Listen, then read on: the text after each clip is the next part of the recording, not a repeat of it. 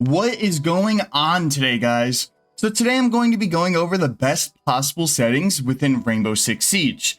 Now, before I get into this, I just want to say that these settings are going to be completely based off of what I like. So it's going to be personal preference. Now, there are some settings that I think you should most definitely run and completely and put on what I have on. But for the most part, this is going to be the best settings in my personal opinion. So what works best for me might not work best for you. Anyhow, let's get into it. So starting off with the general tab, my squad privacy is on invite only. My matchmaking preferences, which is for like training grounds, I play elimination and then I have the rest off. This is just what works best for me. I honestly don't really like these other three, so I just keep elimination on. But you might not like, elimination and you like disarm bomb, or you like all three of these and you don't like elimination, or you like all four of these. Again, it's personal preference. So don't just put it on elimination and not try these other three. I would definitely give these other three a chance and see how you like them as well.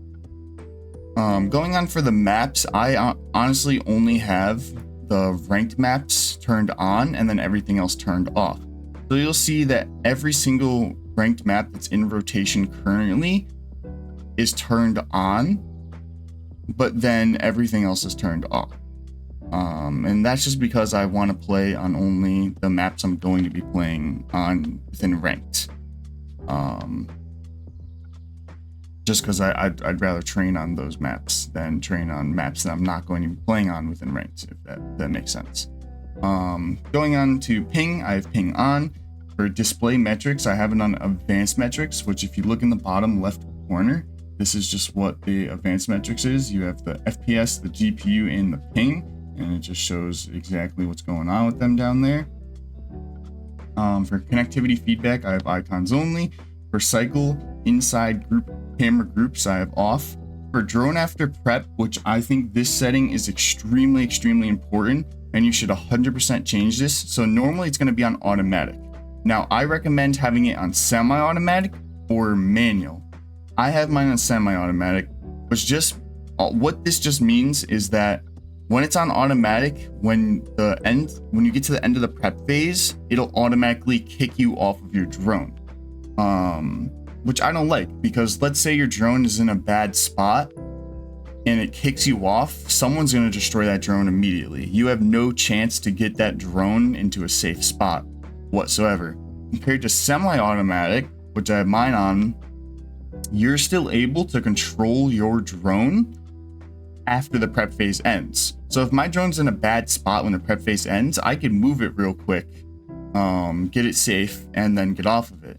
But then if I'm on anyone else's drone, it'll automatically kick me off and put me back into the actual, your actual screen. Now, manual means it will not kick you off no matter what drone you're on. It could be on your drone, someone else's drone. It will not kick you off. The only way you get off is if you exit out. I prefer semi-automatic just because I only care about my drone, and I only care about being able to move my drone during and after the prep phase. But again, it's all personal preference. For match replay, I have it on. For text chat channel, I have it on all. For crossplay matchmaking, I have it on, and for crossplay communication, I have it on as well. Moving on to the HUD, I have it on custom. This is just because I've changed a few things. Now for compass, I have it on. For compass appearance, I have it on simplified, which the difference between advanced and simplified, advanced shows you the height information for pings and markers in front of you, while simplified shows pings and markers without any height information. I just prefer simplified over advanced, but like I said, again, personal preference. You might like that height information, but it's all up to you. For current location, I have it on. For location pings, I have it on. For contextual pings, I have it on. For opponent pings, I have it on. For observation markers, I have it on. For elimination markers, I have it on. For ping location helper, I have it on. Then for loadouts, I have it on. For loadout inputs, I have it on. For health, I have it on. For status effects, I have it on. For status indicator, I have it on. For DNO timer, I have it on. For critical warnings, I have it on. For action reminders, I have it on default. For defuse reminder, I have it on. For action reminder, it's on 100, and for action duration bar, it is on. Moving on to audio, this is another section where it starts to come down to personal preference again. So for my two output devices, it's just what I'm using. I have the my microphone is my Yeti, my Blue Yeti. My speakers is also through the Blue Yeti. That's what my headset is connected to, my Blue Yeti. And then I just have English because that's what I speak, that's what I read. Subtitles is off. And then for the volume, I keep my headset volume itself at 100. So if I were to have my master volume within Siege at 100, it would be extremely loud. So 30 is just that sweet spot I found to where I could still hear everything I need to hear without it being too loud, but also not being too quiet. And that's just a sweet spot for me. It might be completely different for you. You might have yours all the way at 80. You might have yours all the way down to 5.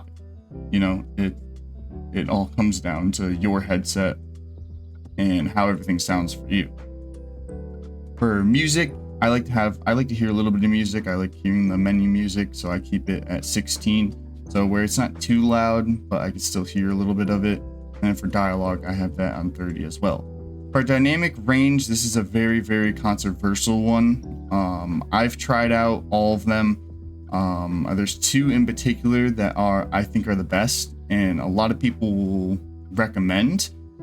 So the two would be hi-fi and night mode. A lot of people will recommend hi-fi, a lot of people recommend night mode. It really comes down to personal preference in your headset. With my headset in particular, I like hi-fi. Hi-fi, you pretty much hear everything. You hear barricades being broken. Everything's very clear and it's loud. You hear like barricades being broken, breaches being opened, footsteps, anything that makes some sort of gunshots, anything that makes some sort of sound. It is loud and it is clear, and that's just how I like it. I like to hear everything. Compared to night mode compresses most sounds, so anything that's loud is quieter and everything that's quieter is a little bit more louder.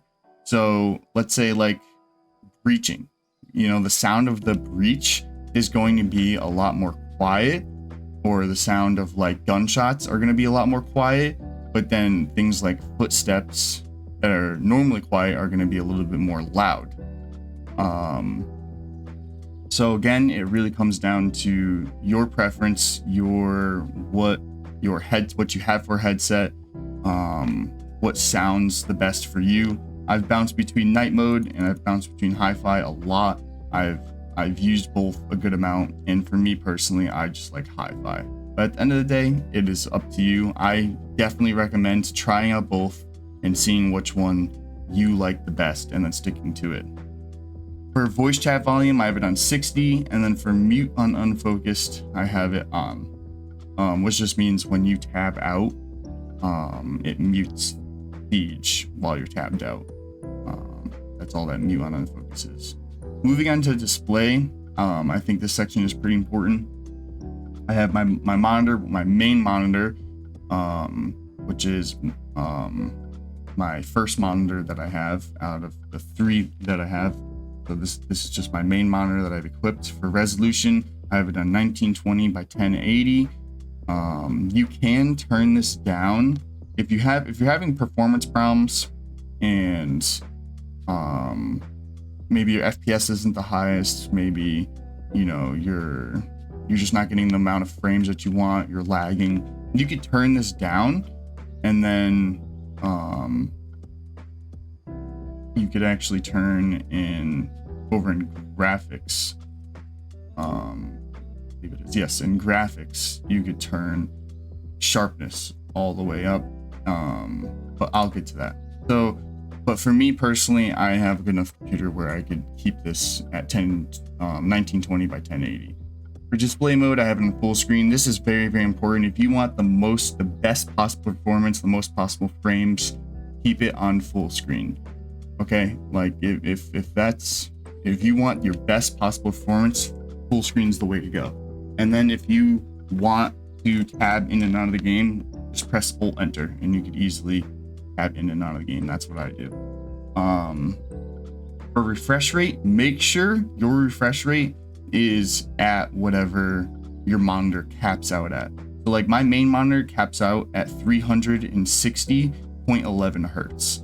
So that's what I have it set on. But there's different, I can go all the way down to 59.99 hertz, or it could be on it.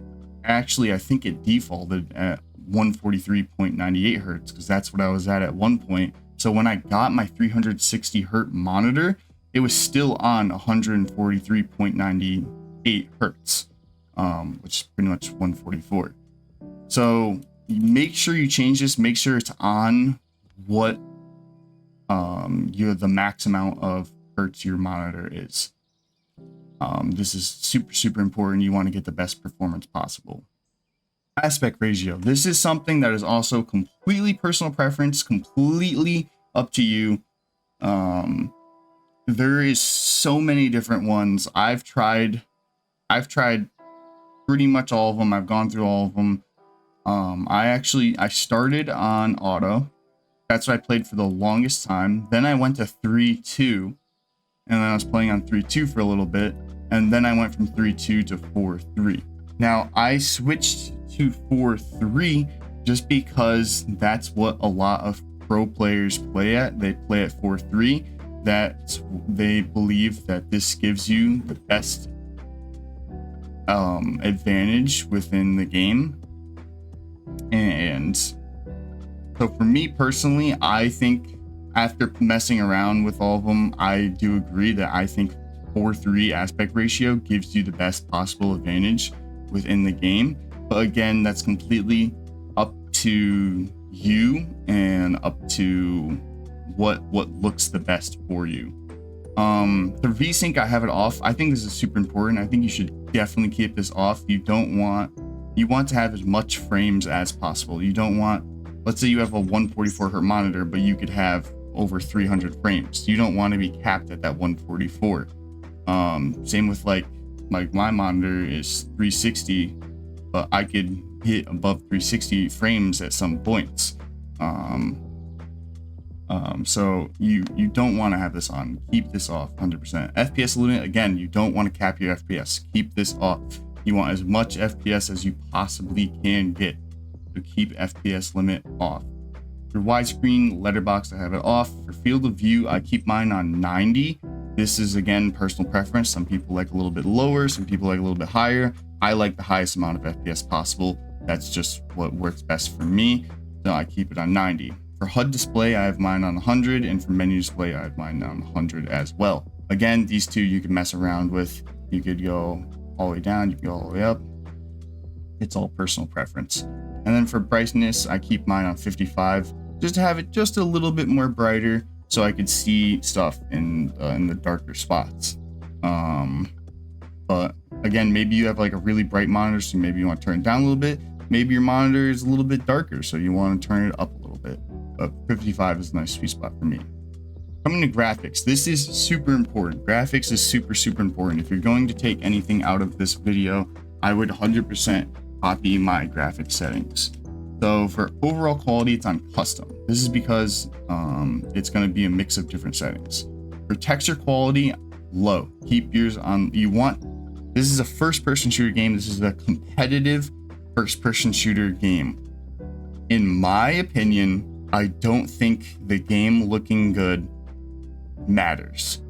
What matters the most is performance. You want to have the best possible performance to be able to have the most amount of frames, so you have a clear advantage over the enemy. If you're getting more frames over the enemy, you are going to be able to, your shots are going to connect a lot quicker. You're going to be able to click onto the enemy a lot quicker. Everything's going to be a lot quicker and a lot smoother. So I recommend having lower settings in any sort of competitive FPS game, especially Siege. where milliseconds matter within Siege. So texture quality is on low, texture filtering is on linear, LOD quality is on low. Now, you'll notice these three are the only three that I have on medium instead of low. This is because shading quality, shadow quality, and reflection quality are really, really, really important. They allow you to, so you could easily see someone's shadow sometimes, and that being able just to see that shadow alone of another player could get you a kill. That could be the difference between life or death. You could just by seeing someone's shadow or someone's the reflection of someone is going to be huge. It's going to give you a clear benefit. So to be able to see them a little bit easier, I have these three settings on medium, so I could be able to see the shadows of players, which will give me a little bit of advantage, because then I could make a decision from there on how I want to engage within the gunfight. For VFX quality, I have it on low. For ambient, I have it on off. For lens effects, I have it on off. For zoom in, depth of field, I have it on off. For anti-aliasing, I have it on lowest, which is TAA. For rendering scale, I actually keep mine on 100. This is another thing where if you're having frame issues, if you're having performance issues, your frames isn't the best, you could turn this all the way down and have your TAA sharpness all the way up, and the game will honestly still look decent. It won't look the best, but it'll still look decent and you'll get better performance. So you could legit turn this, I think it goes all the way down to like 50, 25. So you could go all the way down to 25, or you can go like at like 50, you can go at 70, 80, whatever. But if you're having any sort of performance problems, turn this down and then keep your sharpness all the way up. I keep my sharpness all the way up regardless, even though mine's at 100, but make sure the sharpness is all the way up if you're going to turn this down. And the game will still look good. I actually had, before on my old computer, it was not the best computer in the world. It was actually, it didn't get the best frame, so I actually kept this down, and I did that for the longest time, having my rendering scale down, and it worked out perfectly for me. I didn't have any sort of problems with it. So yeah, 100% turn this down if you're having any sort of performance problems, and then TAA sharpness all the way up. And then even if your rendering skill's at 100, I recommend keeping the TAA sharpness all the way up as well. That's just me personally. I like my game to look more sharp, but you could move this around however. Now, at the end of the day, if you don't want to follow these settings, just make sure, so everyone's graphics card has a certain amount of VRAM. I have 24 gigabytes of VRAM on my graphics card. As you see down here, it will show your graphics card in this bottom right corner. It'll show your graphics card and how much VRAM you have. I have an RTX 3090 Ti, so like I said, I have the 24 gigabytes of VRAM, so I have a lot of VRAM to work with. I could realistically run this game on all ultra and will not max this out. But everyone has different graphics cards. You might not have the best graphics card in the world. So make sure you are watching out for this VRAM. Do not max out your VRAM. I wouldn't even get close to maxing out your VRAM. At very most, I'd keep it maybe like at the 3/4 mark. But be careful of this. Always watch this bar, because if this bar gets to be too much and you're using up too much VRAM, that could be a problem. Don't want to max out your VRAM on a game like this. Like I said, really, I'd keep everything low other than shading quality, shadow quality, and reflection quality. Other than that, everything should be low. But if you do want to raise certain things, watch out for that VRAM down here. Anyhow, moving on to controls. This is something that is completely preference based. My controls are going to be a lot different from yours. But if you want to copy my controls, then here they are. For raw input, mouse/keyboard, it's off. For mouse look inversion, it's disabled. For my mouse sensitivity, horizontal and for vertical, it is both at 3. This is just what's most comfortable for me. I like 3. I've gone up a lot more, I've gone down a lot more, and 3 is just a comfortable spot for me. For my mouse sensitivity, for every single scope, it sits at 40. A lot of people have this at different, they'll have like, because if you switch it off standard to advanced, you completely change this around to where every magnification has a different sensitivity. I like mine all set to 40. That's just what works best for me, is everything on 40. Like I said, you could switch this over to advanced and you could play with all of these. You could turn these all to however the hell you want them to be at. For mouse scroll, I've enabled. For gadget deployment, this is on advanced. I think this setting and drone deployment on advanced, these are both extremely important, and you should change both of these. So the difference between it on advanced compared to standard is on standard. If we look over here, you hold and release the gadget button to deploy the gadget. After deployment has started, the action cannot be canceled. For advanced, you press the gadget button, then hold the interact button to deploy the gadget, or press gadget button again to cancel this action. So you have the ability to not only control when that gadget is, when you use it, but you have the ability to cancel it as well. I think that is super important and super beneficial to me personally. So I would keep this on advanced. Same with drone deployment. So when it's on standard, when deploying a drone, you will automatically enter that drone as soon as you deploy it. Compared to advanced, when you're deploying a drone, you will remain in the operator view and will have to manually enter the drone to control it. This is really important. Every high level player has this on advanced.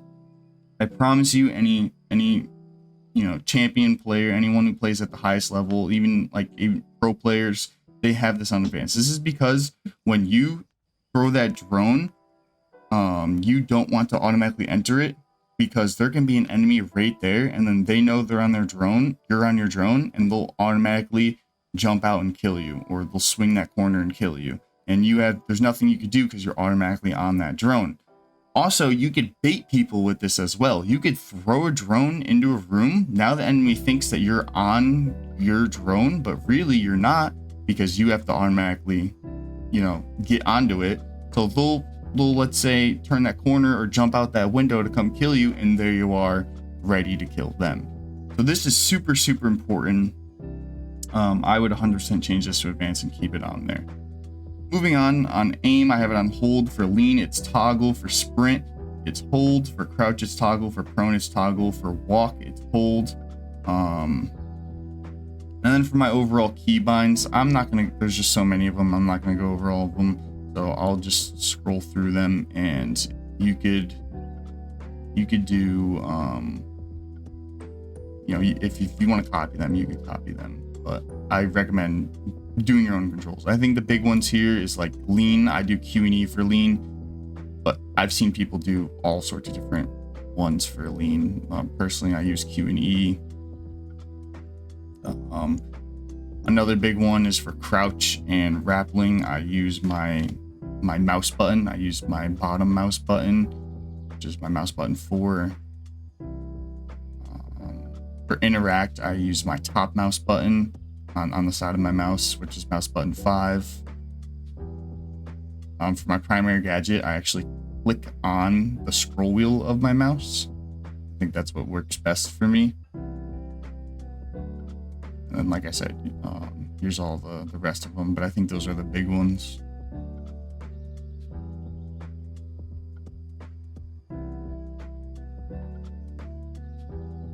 So yeah, you guys could, if you guys want to copy my settings, then you can go through that, copy them all. But I would, settings is like your control settings is really personal preference. I would do what works best for you. These are just what works best for me. And the big ones out of it is the primary gadget, interact, melee, I have it on F. Prone is crouch. mouse button 4 for crouching, or prone is C. Sorry, and crouch is mouse button 4. And then obviously WASD for moving around. I think that's what everyone has. And then moving on for vibration. Well, this is controller settings, so these don't really matter. So I would not copy these because I don't play on the controller. I'm not even gonna go over these because I don't touch my controller whatsoever. So yeah, don't look at these, don't copy these. I do not play on controller. I'm not a controller player. I only play on mouse and keyboard. So these settings I do not mess with. And I recommend if you are playing on PC, you should not be touching a controller. You should be on mouse and keyboard. You are at a clear disadvantage if you play on controller. Play mouse and keyboard. Even if you don't know how to play mouse and keyboard, learn it. Sit in private games, sit in custom games, sit in training grounds, shooting range, whatever you got to do, learn mouse and keyboard. Do not play on controller. You will have a clear disadvantage within this game. I promise you. If you are playing on PC, play mouse and keyboard, not controller. If you're on console, there's nothing you can do. You have to play controller. That's just what it is. So if you're on console, I understand. I mean, you have to play controller. But if you're on PC, play mouse and keyboard, please. Finally, for privacy, I have appear as you. I have that off. I have hide avatar off. I have rename other players off. Hide matchmaking delay off, and hide region and latency off as well. And then for the peer as nickname, I don't mess with that at all. For accessibility, I have my color accessibility present on custom. This is because I mess around with these a little bit, so I have the optic color on green. This is all personal preference. You could do yours on red, you can do yours on, I think red is actually default. You can do yours as purple, green, blue, orange, whatever, but I just like mine on green. That's just what I use and works best for me. For optic, I have it on 100. For screen shake intensity, this is a really important one. Really important. This should be off. Turn this off, please. Always turn screen shake intensity off. Do not have it on default. Do not have it on medium. Have it on off. This will help you out a lot. I promise. Turn this off, please. For my team color, I have it as blue. For the opposing team, I have it as red. For convert text to voice is off. For convert voice to text, off. For chat assistance and hints, I have it on off. For chat scale, it's at 100. And for chat background, it is on transparent. But yeah, that is it. That is all my settings. That is everything. So yeah, if you guys like this video, then please, if you guys enjoyed this video, then please give it a like. And if you guys want more content like this, then please subscribe to the channel. I do a lot of seeds, tips, and tricks videos. I do, I pretty much a lot of what I do is Rainbow Six Siege, but I also mix it up a little bit. I do reviews of other first-person shooter games as well. And yeah, so if you guys want content like this, then please subscribe to the channel. It'll help out a lot. But yeah, that's gonna be it for me, guys. Again, like I said, these settings are mostly personal preference. There's a few that I would most definitely change, but for the most part, it's personal preference. So at the end of the day, when it comes to your settings, do what works best for you. But yeah, that's gonna be it for me, guys. I hope you guys have a fantastic rest of your day, and yeah, bye guys, have a good one.